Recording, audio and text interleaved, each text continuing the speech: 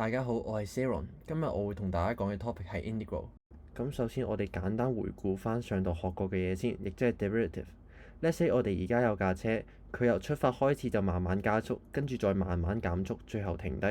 咁我哋將佢嘅行駛距離 plot 落個 distance time graph 嗰度，我哋就會發現距離同時間係有以下嘅關係嘅，就係 st 等於3t2次減 t 3次 over 3。咁上堂我哋學過，如果想揾每一刻嘅瞬間速度，我哋就要揾呢一個 function 嘅 derivative，亦即係揾 ds/dt，亦即係揾 instantaneous rate of change of distance， 距離嘅瞬間變化率。咁我哋將 st 即係 distance 嘅呢個 function d 咗之後，就會得到 ds/dt 等於 6t 減 t 嘅2次。有咗呢一條 formula，我哋就可以揾到佢每一個瞬間嘅速度。例如，我想揾 t 等於1秒嘅嗰一刻嘅速度，我哋代 t 等於1入去，我哋就會得到5個 meter per second。我哋亦都可以將呢條 formula 用 graph 嘅形式 visualize 出嚟，去 plot 一條嘅 speed time graph。咁你記得每一點嘅瞬間速度其實係對應住 distance time graph 嗰點嘅 tangent 嘅 slope 嘅數值。咁所以我哋將每一個時刻嘅 tangent 嘅 slope逐點 plot 落去，就會得到呢一個形狀嘅 speed time graph。由呢一個 graph 你就會見到個速度係由0開始慢慢加速，去到最高點之後再慢慢減速變返0，完全符合到頭先架車嘅行駛狀態。咁總結一下上一堂學嘅嘢啦。咁如果我哋有一個 function，例如距離嘅 function 啦，我哋 d 咗佢 with respect to time，咁我哋就可以揾到距離相對於時間嘅瞬間改變率，亦即係每一個瞬間嘅速度。咁簡單啲嚟講，我哋其實係有方法由距離去揾到速度嘅。而今堂我哋就會想試下調翻轉頭，由速度去揾翻個距離。咁而家假設我哋冇得記錄架車嘅距離啦，咁我哋就冇得 plot 個 distance time graph 啦。但係架車就裝咗個速度記錄儀，咁就可以記錄到佢每一刻嘅速度同埋 plot 個 speed time graph 出嚟。咁我哋就會發現速度同埋時間嘅關係就係 v_t 等於 6t 減 t 2次。而今堂嘅問題就係我哋點樣由呢一個 speed time graph 去推算翻架車總共行咗幾多距離呢？答案就係今堂嘅主角 integration 積分。咁我哋先唔好諗 v_t 等於 6t 減 t 2次呢一個複雜嘅例子。我哋睇翻個最簡單嘅例子先。假設架車係以 constant speed，即係均速4 meter per second 行駛6秒，咁佢行駛距離係幾多呢？答案應該好明顯啦，就係 distance 等於 speed 乘 time，即係等於4乘6等於24米。如果我哋將呢一件事 visualize 喺個 graph 度睇嘅話，4乘6等於24，正正就係一個長方形嘅面積。4係長方形嘅高，6係長方形嘅底，24就係長方形嘅面積，亦即係 total distance。所以喺均速嘅情況底下 ，total distance 就係等於 speed time graph 成個長方形嘅面積。但係個問題就係 v_t 等於 6t 減 t 2次，佢唔係均速喎，佢係出發之後慢慢加速，跟住慢慢減速，最後停低。由於佢嘅速度係不斷變化嘅，咁所以我哋係唔可以直接用呢個方法計。咁我哋可以點算呢？我哋第一步唔係即刻諗點樣可以精準咁計算到，而係先諗點樣可以估算到個 total distance 嘅。咁由於我哋淨係識得計行均速嘅車嘅 distance，所以我哋可以將成個6秒嘅時間段平均分拆成 n 個好短嘅時間段，而呢啲咁短嘅時間段，我哋俾個名佢叫 delta t。至於點解我哋要咁做呢？因為喺一段好短嘅時間段 delta t 入面，速度咧幾乎係 constant，幾乎係均速嘅。咁你諗下啦，一架車喺第一秒去到第1.01秒呢段時間入面，佢嘅速度有可能爭好遠咩？咁幾乎就係唔會嘅。咁既然每段時間入面嘅速度幾乎等於均速，咁我哋就可以用 distance 等於 speed 乘 time 嘅呢個 formula 去估算每一段嘅距離，然後再將 n 個時間段嘅距離全部加埋，咁就可以估算到個 total distance 啦。咁我哋而家為咗方便解釋，我哋將呢個咁短嘅時間段 delta t 當作係1秒先。咁具體嚟講啦，即係你喺第0秒嘅時候就用緊 v0呢一個速度當係均速咁樣行1秒。到第1秒嘅時候就用 v1 嘅速度當均速行到第2秒，如此類推，一直去到第5秒。又或者用翻我哋頭先 visualization 嘅結論，喺均速嘅情況底下，距離就係等於嗰段時間段嘅長方形面積。咁每個長方形嘅高就係佢嗰段時間段嘅速度 v_t，而個底就係個時間段，亦即係 delta t，亦即係1秒。咁我哋將呢6個長方形面積加埋晒一齊，就可以估算到個 total distance 啦。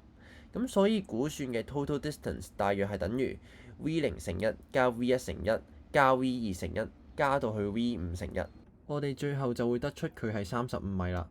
咁個真實答案呢，其實就等於36米嘅，咁係爭咗1米啫，同估算嘅距離。咁所以我哋可以見到，其實呢個估算同真實嘅答案係好近嘅。跟住落嚟，我哋可以是但抽一個長方形出嚟，嘗試揾佢幫手去砌翻條估算 distance 嘅 formula 出嚟。我哋去個長方形度睇，個底係 delta t，個高係 vti，而呢個長方形嘅面積就係 delta si。咁所以我哋知道第 i 個長方形面積或者第 i 個時間段嘅估算距離，佢就係 delta si，大概等於 vti 再乘 delta t。咁所以當我哋將所有時間段嘅距離估算加埋，就會得到 total distance 大概等於全部長方形面積嘅相加。咁我哋識估算之後呢，第二步就要諗下點樣可以令到呢個估算更加準確。咁個答案呢，就係我哋可以將個 delta t 趨向0。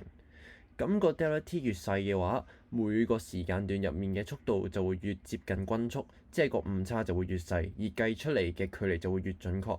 亦即係話，當 delta t 趨向0，個誤差就會趨向0，而個估算就會趨向真實距離 total distance。咁所以要揾真實距離 total distance 其實並唔難，只要我哋知道當 delta t 趨向0嗰陣，估算距離趨向嘅嗰個數值係咩嘅話，我哋就知道個真實距離係咩啦。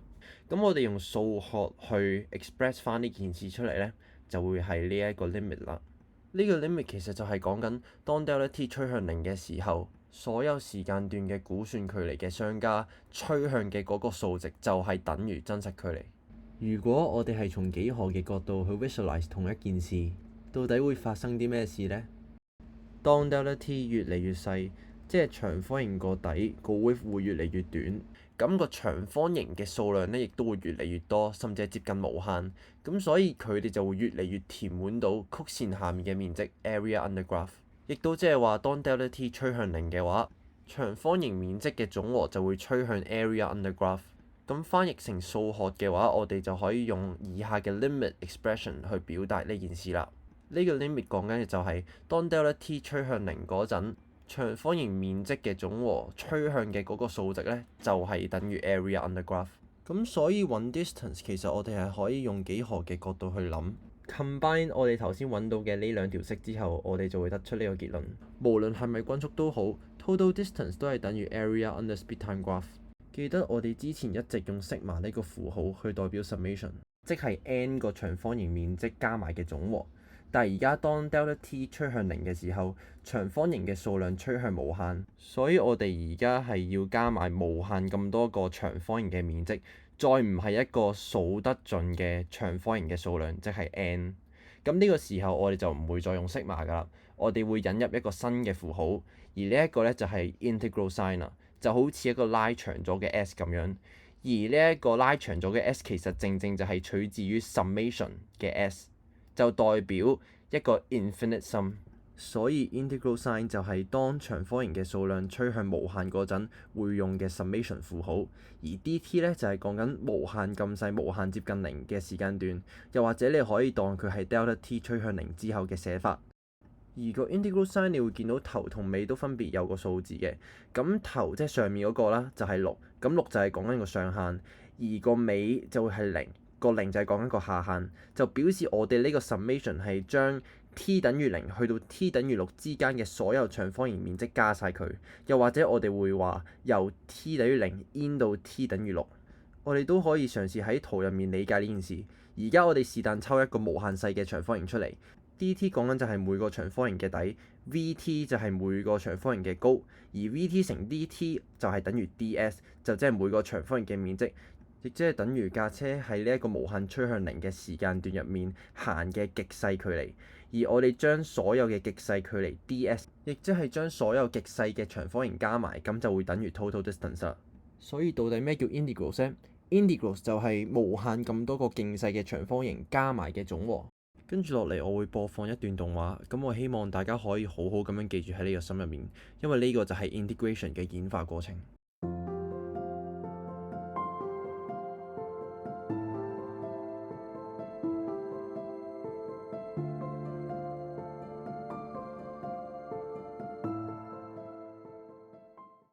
家我哋理解咗乜嘢係 integral，但係應該點樣實際計個數出嚟呢？咁呢度提供一個方向啦，就係其實我哋係有能力由呢個 speed function 將佢推斷翻原本嘅 distance function。咁每個極細長方形嘅面積係 ds 等於 vt 乘 dt。呢個資訊可能俾到一啲啟示你嘅。dt 係一段無限趨向零嘅極短時間，基本上可以理解做瞬間。vt 就係嗰個瞬間嘅速度。vt 乘 dt 即係速度乘時間，就係架車喺呢一瞬間行咗嘅極短距離 ds。即係如果我有 dt，我想揾佢對應嘅 ds，我只要將個 vt 乘落個 dt 度，就可以揾到佢對應嘅 ds 啦。所以我哋發現 ds 同 dt 之間嘅比率就係 vt。換句話說，vt 就係距離相對於時間嘅瞬間變化率，即係話 vt 就係 st 嘅 derivative。所以如果我哋可以由 vt 調翻轉頭揾翻佢嘅真身，即係揾翻佢嘅 antiderivative st，就可以用 st 呢個 distance function 去揾翻個 total distance 啦。嗱，咁我哋而家知道 vt 等於 6t 減 t 二次啦，我哋而家就要諗有邊一個 function 佢 d 完之後係會等於 6t 減 t 二次呢？咁時間問題啦，我幫你 solve 咗㗎啦。咁個答案就係 3t 二次減 t 三次 over 3。咁所以 st 等於 3t 二次減 t 三次 over 3就係 vt 嘅 antiderivative 啦。而家我哋有咗個 distance function，咁一切就好易做啦。我哋想知道架車由 t 等於0去到 t 等於6行咗幾多距離，咁我哋只要計 s6 減 s0咪得咯。咁所以我哋就會知道 total distance 係等於36米啦。咁如果我哋而家去到 speed time graph 嗰度睇，會發生咩事呢？咁記得我哋講過 distance 即係 st 其實就係等於 area under graph，所以我哋想揾個距離，其實揾翻 speed time graph 佢對應嘅 area 就可以㗎啦。咁我哋睇多個例子，就係我哋想揾由 t 等於2去到 t 等於5所行嘅距離。咁個計法都好簡單啫，只要我哋揾到佢去到5秒所行到嘅距離，即係 s5，再減翻佢行到2秒所行到嘅距離 s2，咁我哋咪揾到佢由第2秒去到第5秒之間行嘅距離咯。喺 speed time graph 嗰度，我哋可以揾到 S5 嘅 area， 亦都可以揾到 S2 嘅 area。咁我哋將 S5 同埋 S2 重疊個 part 減走咗佢，咁剩翻低嘅 area 就係我哋想揾嘅 distance 啦。所以呢個24米呢，就係 speed time graph 上面 t 等於2到 t 等於5之間呢條曲線下嘅面積啦。其實頭先介紹嘅呢個方法係有個名嘅，就係 Fundamental Theory of Calculus。咁呢度都要強調翻多次啦，就係我哋頭先用嘅 speed vt 同埋個 time t 都只不過係個例子嚟嘅啫。其實任何 function f(x) 同埋任何嘅 variable x 都係 work 嘅。我之所以選擇 speed 同埋 time 作為個 function 同埋個 variable 嘅例子，純粹係覺得會更加方便到你哋理解啫。好，我哋而家睇翻個 theorem 啦。咁細界 f(x) 就係 integrand，即係俾人 in 嘅 function。大界 f(x) 就係細界 f(x) 嘅 antiderivative。而 a 同 b 就係 limits of integration，即係上下限。所以呢個 theorem 講緊嘅就係我哋如果要揾一個 definite integral，咁我哋就要揾佢嘅 antiderivative，然後代入個上下限進行相減。跟住呢一 part 就會講咩叫做 indefinite integral 不定積分，同埋 definite integral 定積分。雖然好似係一樣新嘅嘢啦，但係其實你啱啱已經做過晒㗎啦。Indefinite integral 就係純粹揾翻 antiderivative 條 formula 出嚟嘅啫。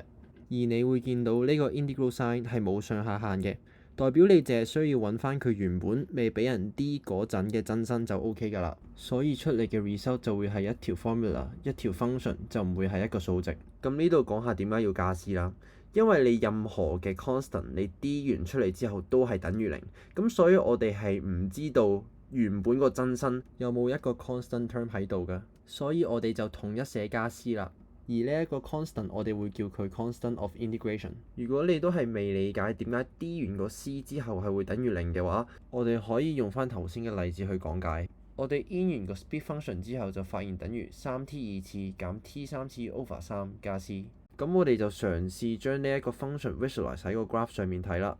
我哋發現唔同嘅 c 只會令到個 graph 上下平移，而唔會改變佢嘅形狀或者斜率。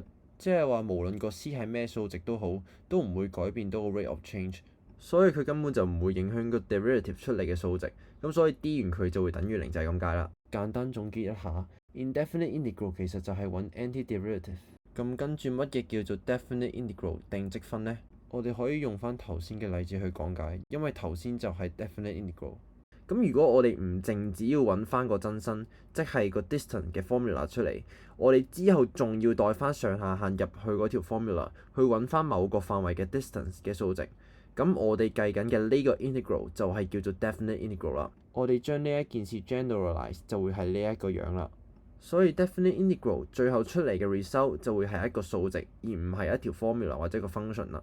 同埋呢度需要留意嘅係，加 c 呢樣嘢係會互相抵消嘅，即係 fb 加 c 再減 fa 加 c， 咁兩個加 c 就會互相抵消，所以就會等於 fb 減 fa。咁所以計 definite integral 嘅時候，其實我哋係唔需要理嗰個加 c 嘅。我哋而家睇翻 definite integral 嗰條式先。咁如果我哋想 in f(x) 呢個 function 由 a in 到 b 嘅話，即係話我哋係要揾由 x 等於 a 到 x 等於 b，y 等於 f(x) 呢條 curve 下面嘅 area。第二步你會見到我用個中括號括住個大階 f(x), 即係個 antiderivative。括號出面個頂就係個上限，個底就係個下限。而呢一個 expression 講緊嘅就係你之後會代翻個 b 同埋個 a 落去，然後進行相減。所以下一步就係 fb 減 fa 啦。用翻我哋頭先嘅例子就會係咁嘅樣。所以 definite integral 就係你唔淨只要揾佢 antiderivative，你揾完之後仲要代翻個上下限去相減，從而去揾到某個範圍嘅 area under graph。最後我哋就用翻一個 general 嘅 case 去總結翻今日學咗嘅嘢。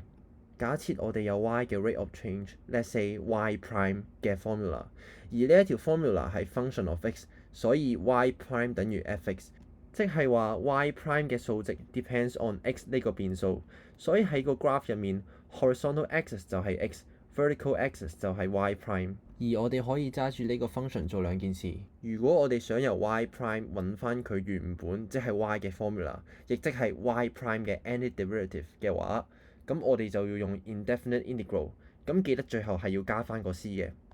如果我哋唔淨只想揾翻 y 嘅 formula， 我哋仲想知道 y 係 x 等於 a 到 x 等於 b 呢一段範圍之內嘅 total change， 或者我哋話呢個範圍之內累積咗嘅數值，咁我哋就用 definite integral 去揾，即係 in 翻個 antiderivative 之後代入上下限相減，即係 fb 減 fa。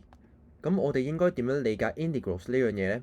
其實 integral 就係將範圍之內曲線下面無限個極細嘅長方形面積加晒一齊，好似條蛇咁樣嘅 integral sign 呢，其實就係代表 summation， 而 f(x) 就係代表每個勁細嘅長方形嘅高，而 dx 就係代表每個勁細嘅長方形嘅底。由於我哋而家係將無限咁多個長方形嘅面積加晒一齊，咁所以我哋得出嘅呢一個數值就唔單單係估算，而係真係個 exact value 真實數值啦。